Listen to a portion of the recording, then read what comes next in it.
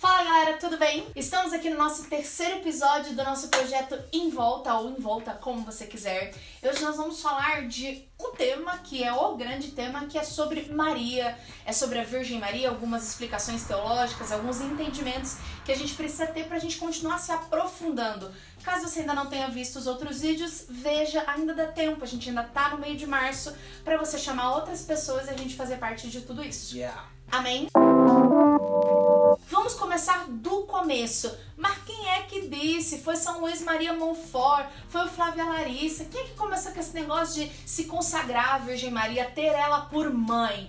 Amado, pega essa dica aqui, ó, pra você poder falar pra todo mundo quem foi que falou. Sabe quem foi que falou? Jesus. Foi ele que lá no alto da cruz, ele disse pra João, na pessoa de João, ele estabeleceu esse vínculo de maternidade, de onde ele virou para a Virgem Maria e falou: mulher, eis aí o teu filho. E ele virou para João e disse: filho, eis aí a tua mãe.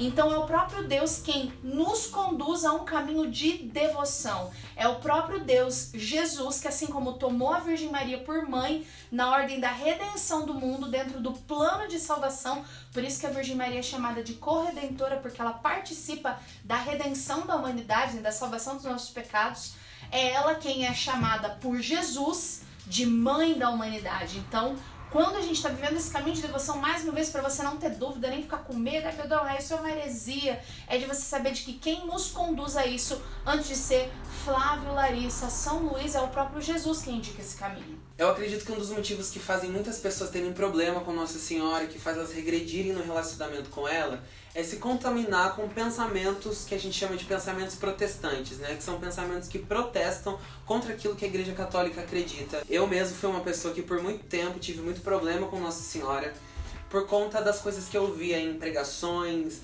lia em alguns livros. Eu tinha conversa com as pessoas e as pessoas falavam sobre Maria ser uma mulher qualquer, e isso faz muito sentido de uma forma muito rasa. Quando você olha pra Virgem Maria, Deus não precisava de Maria. Ele usou ela. Já ouvi pessoas chamando Nossa Senhora de barriga de aluguel. E eu me lembro de várias vezes eu reproduzir esse tipo de pensamento, porque de uma forma rasa, parece que faz muito sentido. Gente, qual é a necessidade de ter um culto a Maria? De se falar sobre Maria? De se consagrar a Maria quando nós temos livre acesso a Jesus? Isso é muito forte, porque de fato a revelação de que Jesus ele veio para nos religar ao Pai, e de que Ele é Deus, e de que nós temos acesso ao Espírito Santo, isso é muito forte, isso nos encanta, isso pode fazer com que a gente ache que a gente já sabe de todas as coisas. É por isso que existe a necessidade da gente ser humilde o bastante e de escutar uma pessoa que tem experiência. Eu tenho 23 anos de idade, eu vou me casar com a Larissa no dia 13 de maio, vocês estão sabendo disso. O que eu sei sobre o casamento? Eu sei a teoria sobre as coisas. Eu sei que o casamento, ele é uma união de duas pessoas, elas vão ser uma só carne, um vai viver pro outro, a união que eles vão ter pode gerar uma vida e aquilo é muito bonito. É diferente você sentar com meu pai, que tem 20 e tantos anos de casado. Quando eu chego no meu pai, eu falo: pai, me fala um pouco sobre o casamento. E meu pai vai falar de situações, de experiências, de muitas questões que ele já viveu com a minha mãe, experiência, anos, tempo, que vai denotar que, cara, meu pai sabe muito mais o que ele tá falando do que eu, que só estudei, que só eu que acho que sei de muita coisa. Quando eu penso em experiência, eu penso na igreja. A igreja, ela é sábia o bastante porque ela tem muitos anos de estudo e de experiência com Deus e com a Virgem Maria, para me dizer de que a Virgem Maria, de fato, ela não é uma mulher qualquer. Então a gente está fazendo esse vídeo na necessidade da gente falar: mano, eu entendo os teus motivos de você ter bloqueio com Nossa Senhora. Eu entendo que você tem ouvido, eu entendo que de uma forma assim crua, parece que realmente você não precisa de Maria pra nada e de que ela é somente mais uma forma do capitalismo religioso de conseguir tirar dinheiro das pessoas. E eu posso falar como uma pessoa que já pensou muito assim, de fato. Mas eu queria te fazer o convite de você parar um pouco para ir fundo. A Igreja Católica, ela não funciona com superficialidade, ela funciona com profundidade. Você sabia que existem vários tipos de devoção que a Igreja nos ensina? Existem 3 tipos de devoção principais: a latria, a dulia e a hiperdulia. A latria é um tipo de devoção que assim, é necessário para aquele que é cristão, que é o culto, é a devoção que é dada somente a Deus, é a adoração. A adoração só é dada a Deus. Aqui já quebra muitas coisas que as pessoas falam a respeito de como nós católicos nos relacionamos com a Virgem Maria. Nós não adoramos a ninguém além de Deus, Aleluia. revelado em Jesus Cristo. Ele é o nosso Deus. E só a Ele nós damos latria, nós damos adoração. Nós nos colocamos na posição de pessoas que se curvam diante de um Deus que é 3 vezes santo, que é poderoso, que é grande, que tem um nome acima de todo nome. Então a latria só se dá a Deus. Nós temos a dulia. O que é a dulia? A dulia é um culto, é uma devoção que é prestada aos santos da igreja. A veneração. Qual que é o teu santo de devoção? Ah, Santa Teresinha. O meu também. Santa Teresinha do Menino Jesus, por exemplo, a gente chama ela de Santa Teresinha. Daí você vai me falar, mas Flávio, só Deus é santo. Como que eu posso chamar essa mulher chamada Teresinha de santa? É aí que existe a beleza da igreja. A igreja, ela gosta de honrar as pessoas que lutaram para conquistar a coroa da glória de Deus. Os santos são pessoas que se assemelharam tanto a Jesus que carregam em si, nas suas atitudes, no seu testemunho, traços do evangelho verdadeiro e vivo de Jesus. Então eles recebem em si a santidade. Ah, mas somente Deus é santo, mas o próprio Deus disse, sejam santos como o vosso Pai também é santo. É desejo do coração de Deus que nós sejamos santos. E quando esses santos são reconhecidos pela igreja e canonizados, nós começamos a ter uma relação de veneração, de admiração. E nós vamos entender também que nós podemos pedir a intercessão desses santos. Esse tipo de culto é a dulia. Mas aí a gente chega no terceiro tipo de culto que é maravilhoso também, que é a hiperdulia. Hiperdulia é uma devoção a uma mulher que é santa, que é a Virgem Maria, só que é uma devoção separada, é uma devoção diferente. Porque a Virgem Maria não é mais uma santa. Porque, por exemplo, Santa Teresinha do Menino Jesus, ela é muito especial, ela é maravilhosa, mas ela não foi chamada para ser corredentora. Ela não foi chamada para ser a pessoa que veio trazer Jesus para esse mundo. Ela não foi chamada para ser a mulher que todas as gerações a proclamarão bem-aventurada. Então a igreja olha para a Virgem Maria com um carinho especial e tem esse culto que é o culto da hiperdulia. Isso é importante a gente saber. A gente colocar Deus no lugar dele. A gente colocar os santos no lugar dos santos.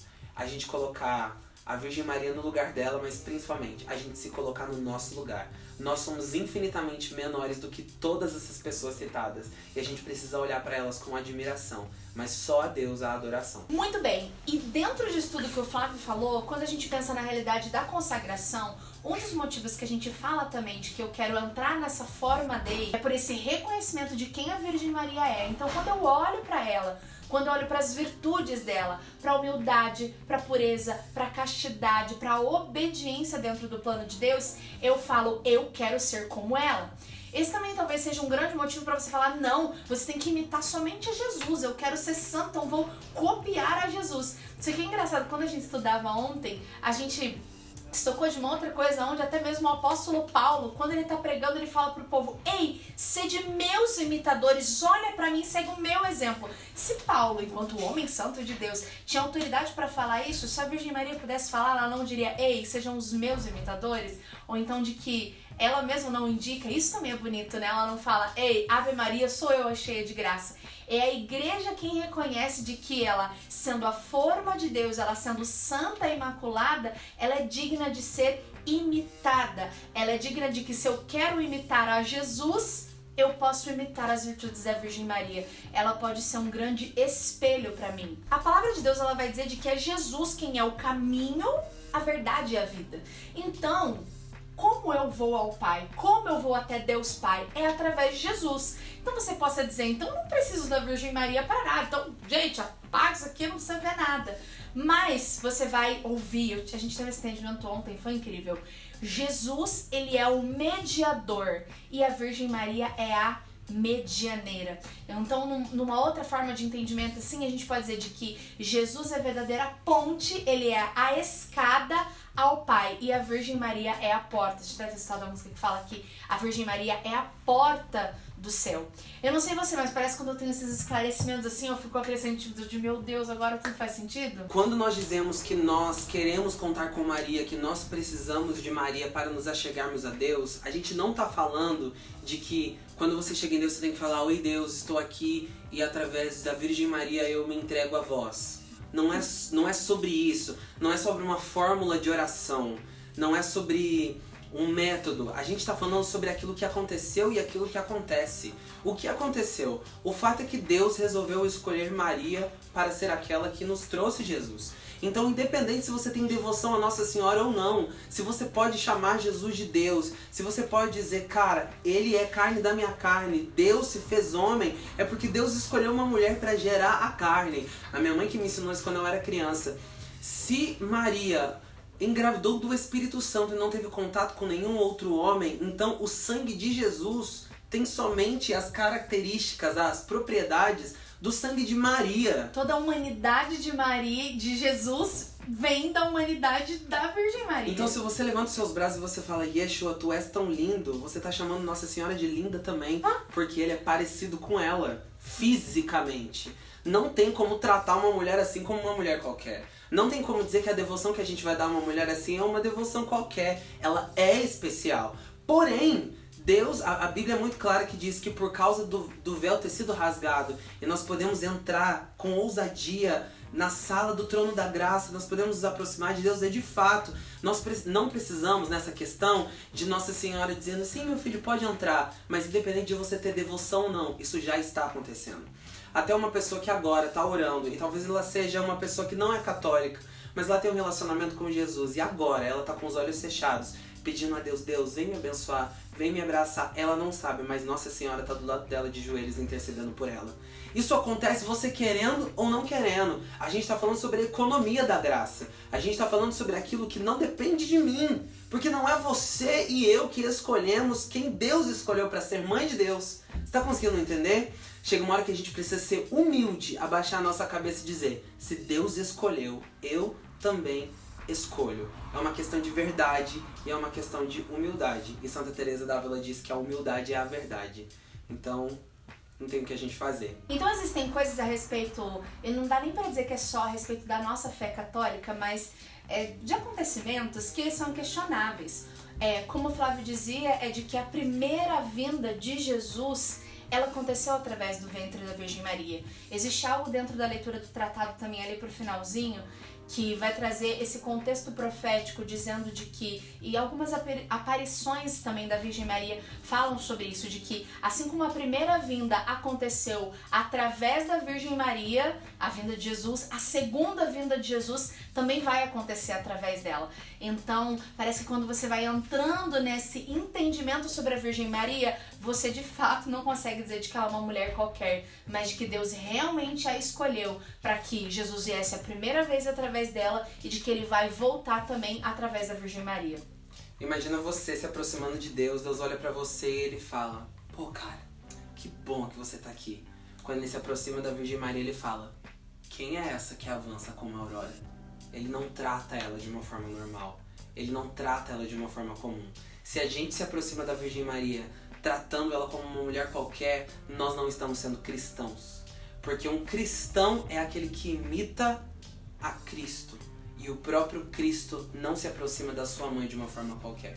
Nós também não podemos. Então existe a necessidade, nesses tempos, onde Jesus está voltando, nós voltarmos o nosso olhar para onde ele já está olhando há muito tempo. E a gente ouvir a voz dele dizendo, quem é essa que avança? Quem é essa que avança? Antes de Jesus voltar, Maria vem antes preparando o caminho para que ele venha. Esse caminho que a gente está traçando, eu acredito que é um caminho de muita humildade, muitas vezes até de uma humildade intelectual. Não da gente fingir que a gente não pensa, mas de ao contrário, a gente submeter a nossa razão a um entendimento que parece que quanto mais a gente fala e estuda sobre isso, mais a gente fala, cara, é isso.